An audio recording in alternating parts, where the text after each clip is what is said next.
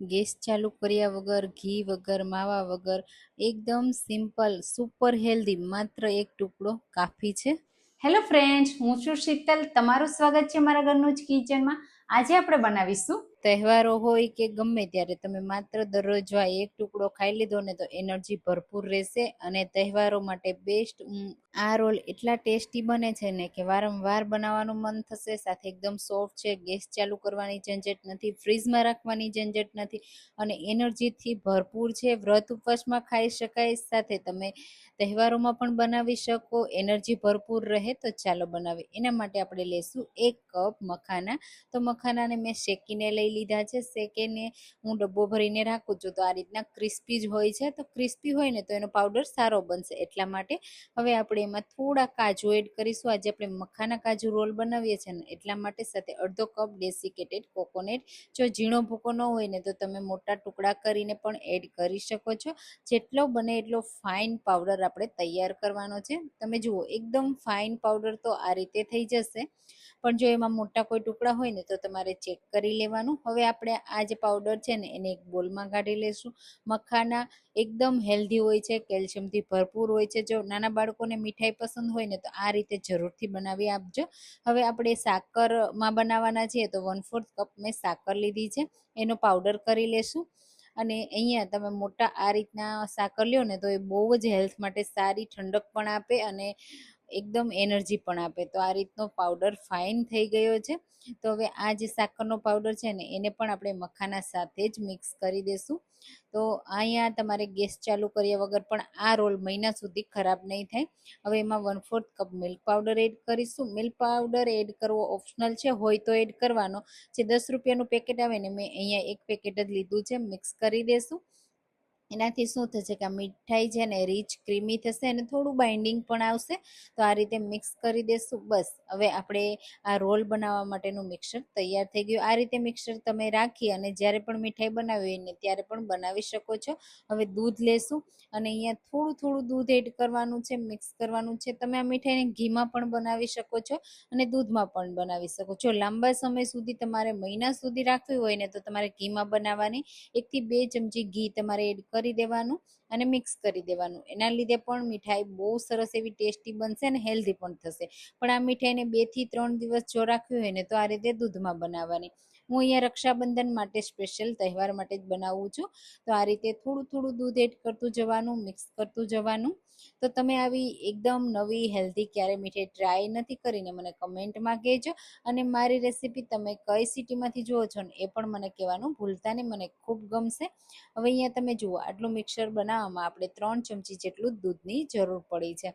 હવે અંદરનું આપણે એક સ્ટફિંગ એકદમ હેલ્ધી બનાવીશું. એના માટે આપણે 7 થી 8 નંગ ખજૂર લેશું અને એના ઠળિયા કાઢી લેશું. તમે કોઈ પણ ખજૂર લઈ શકો છો. હું આ જે રોલ છે ને એકદમ હેલ્ધી બનાવવા માટે હું ખજૂરનો યુઝ કરું છું. તમે નકરા ડ્રાયફ્રૂટનો પાવડર કરીને પણ યુઝ કરી શકો છો. હવે આ જે ખજૂર છે ને એને આપણે મિક્સર જારમાં એડ કરી દેશું. સાથે આપણે ડ્રાયફ્રૂટમાં થોડા કાજુ, એટલે 4-5 મેં કાજુ લીધા છે અને 4-5 બદામ પણ એડ કરીશું અને બધી વસ્તુને આપણે બ્લેન્ડ કરી લેશું. એટલે ક્રશ કરીશું ને એટલે બધું સરસ એવું મિક્સ પણ થઈ જશે અને ખજૂર પણ સોફ્ટ થઈ જશે. આ રીતે તમે જુઓ હાથથી ટચ કરો ને તો સરસ એકદમ રોલ તૈયાર થાય છે. જો રોલ ઢીલો હોય ને તો થોડું તમારે નાળિયેરનો પાવડર એડ કરો તો પણ ચાલે, અથવા તો વધારે ડ્રાયફ્રૂટ એડ કરી દો ને તો પણ ચાલે. આ રીતે એક બોલમાં કાઢી લેશું અને આપણે જે આ મિક્સર મખાનાવાળું તૈયાર કર્યું ને એમાંથી થોડું આપણે મિક્સર આની સાથે મિક્સ કરવાનું છે, એટલે પરફેક્ટ એના પણ રોલ તૈયાર થાય આ રીતે. અને સારું એ રીતે મિક્સ કરી દેવાનું. અહીંયા જો તમને ડ્રાયફ્રૂટના ટુકડા પસંદ હોય ને તો થોડા તમે ડ્રાયફ્રૂટને ટુકડા કરી અને એડ કરો ને તો પણ સરસ લાગશે. હવે આ રીતે મિક્સ કરી દેશું, એકદમ સ્મૂથ કરી લેવાનું એટલે સરસ રીતે મિક્સ થઈ જશે.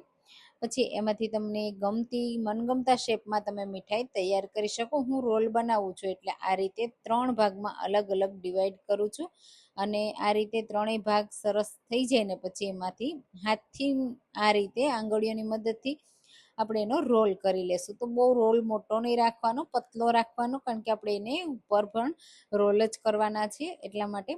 તો આ રીતે આંગળીઓથી તમે જુઓ સરખો એવો શેપ આવી ગયો ને એ જ રીતે બાકીના બંને રોલ તૈયાર કરી લેશું. તો અહીંયા મેં 3 રોલ બનાવ્યા છે, ત્રણેય રોલ બનીને તૈયાર થઈ ગયા છે. તો આ રોલ તો બનીને તૈયાર થઈ ગયા. હવે આપણે ઉપરનું વ્હાઈટ લેયર તૈયાર કરવાના છે, જે કાજુ મખાના વાળું. એમાં પણ આપણે 3 જ ભાગ કરવાના આ રીતે. તો આ ભાગ છે ને થોડા મોટા રાખવાના છે, એટલે આ રીતે તમે જુઓ. એના પણ તમે રોલ કરી શકો છો, અથવા તો આ રીતે પેલા સ્મૂથ કરી લેવાનું. આપણે એને વણશું ને એટલે સરસ રીતે રોલ તૈયાર થશે.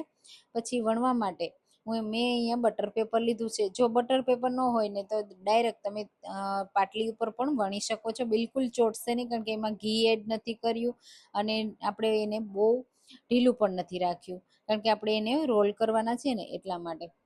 આ રીતે વણી લેશું. થોડું આપણે ઓવલ શેપમાં વણવાનું, એટલે રોલ સરસ રીતે કવર થઈ જાય. આ રીતે સાઈડથી તૂટે ને તો સ્મૂથ કરી લેવાનું. પછી આ જે રોલ તૈયાર કર્યો ને તે રાખી અને પછી આ રીતે રોલ વાળી લેવાનો. અને પછી રોલને છે ને થોડો મોટી સાઈઝનો કરવાનો. સાઈડથી આ રીતે થોડું કવર કરી દેવાનું. અને તમને એવું લાગે ને કે રોલ છે ને એને એકદમ જાડો છે, તો આ રીતે પતલો કરી લેવાનો. તો હું થોડો પતલો અને આ રીતનો મોટો કરી લઈશ. હાથથી આ રીતે વેલણની જેમ આપણે ફેરવશું ને એટલે સરસ રોલ મોટો થઈ જશે, અને એક સરખું જે સ્ટફિંગ છે ને એ પણ બધા રોલમાં થઈ જશે. તો તમે જુઓ આ રીતે. અને આ જ રીતે બાકીના બીજા રોલ પણ આપણે તૈયાર કરી લેશું. પહેલાં આ રીતે કરી લેવાના. પછી તમે તહેવારોમાં જો મીઠાઈ તૈયાર કરવાના હોય તો ચાંદીના વર્કથી પણ ગાર્નિશ કરી શકો છો.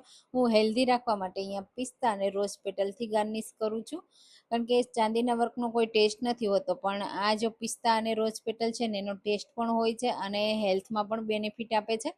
તો આ રીતે બધા રોલને આપણે કવર કરી દઈશું, અને એકદમ નવા, યુનિક, ટેસ્ટી, હેલ્ધી અને તહેવારોમાં 4 ચાંદ લગાવી દે તેવા આપણા રોલ તૈયાર થઈ ગયા છે. હવે નાના કે મોટા પીસ તમને જેવા પસંદ હોય ને એવા આપણે કટ કરી લેવાના, કારણ કે આપણે એને ફ્રીઝમાં નથી રાખ્યા, ગેસ ચાલુ કર્યા વગર, ચાસણી લીધા વગર બનાવ્યા છે ને, તો કટ કરવામાં પણ એકદમ આસાની રહેશે, એકદમ સ્મૂથ છે. તો આ રીતે બધા કટ કરી અને તમે બહાર છે ને 3 થી 4 દિવસ રાખશો ને તો પણ ખરાબ નહીં થાય. ફ્રીઝમાં 8 થી 10 દિવસ રહેશે. તો એકદમ ટેસ્ટી, જોતા જ ખાવાનું મન થઈ જાય તેવા મખાના કાજુ ખજૂર રોલ તૈયાર થઈ ગયા છે. મોંઘી મીઠાઈને પણ ટક્કર આપી દેશે, એટલા ટેસ્ટી છે, હેલ્ધી છે અને એકદમ સિમ્પલ છે. તો તમે આ રેસીપી ટ્રાય ના કરી હોય ને તો જલ્દીથી જલ્દી ટ્રાય કરજો અને મને કમેન્ટમાં કહેજો કે તમને આજની આ રેસીપી કેવી લાગી. ચાલો ફરી મળીશું. Thank you for watching.